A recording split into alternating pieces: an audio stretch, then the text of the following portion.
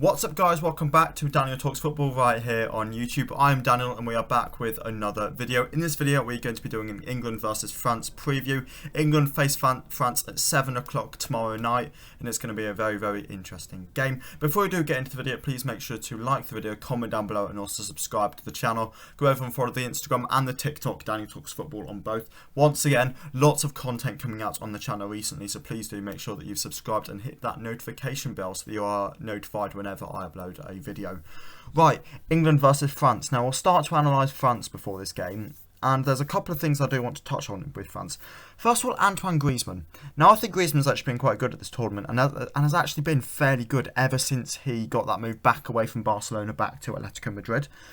Obviously for Atletico he's been playing in a bit more of a forward position, yet wasn't allowed to play really at all this season up until Atleti and Barca agreed on that deal, which meant that Atleti would not have to spend 40 million on Antoine Griezmann.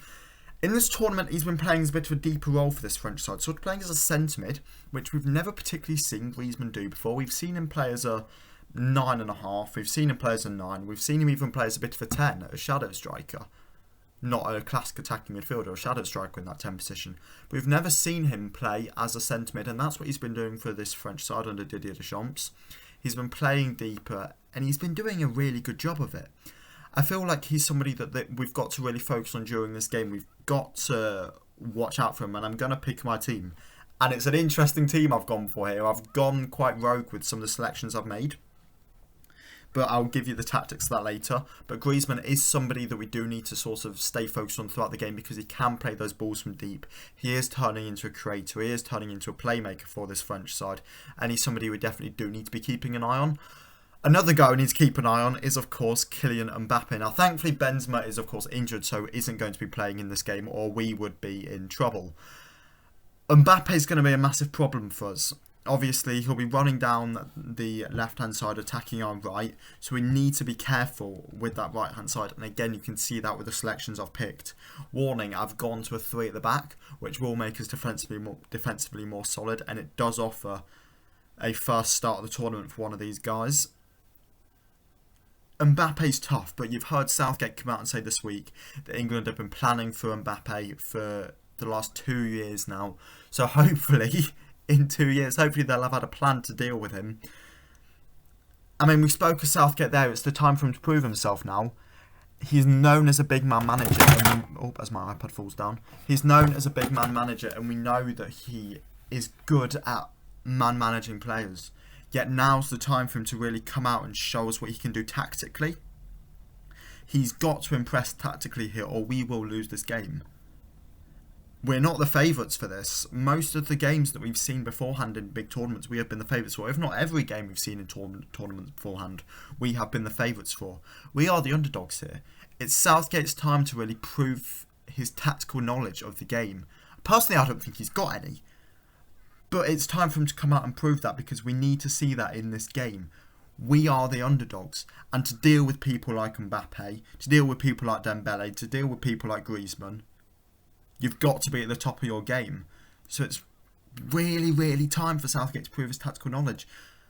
Before we do get into the team, of which I'll tell you the team and then I'll tell you the tactics after of why I've picked certain players, I do need to touch on Raheem Sterling. Obviously Sterling left the camp to go and deal with a personal issue after his home was robbed by robbers pretty much.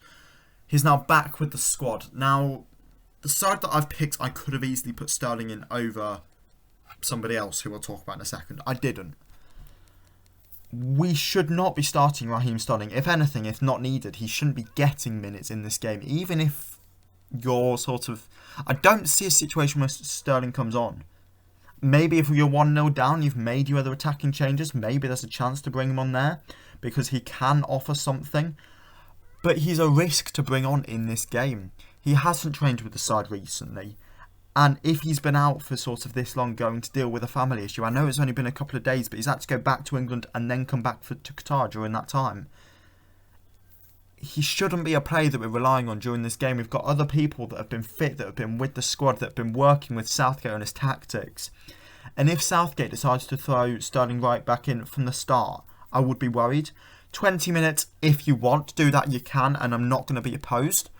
But I still feel like there are other people I'd prefer to bring on. However, if you are just looking for some pace in the dying embers, then I do understand it. I touched on the team there. I'm going to run through it now. Don't click off the video when I say some selections that you disagree with. Wait and hear the tactics, and then I'll let you know why I've gone for those certain players. Goalkeeper, I've gone for Jordan Pickford. I think that's a fairly obvious one. He started every game so far this tournament, and he's definitely our best goalkeeper, at least in tournament football.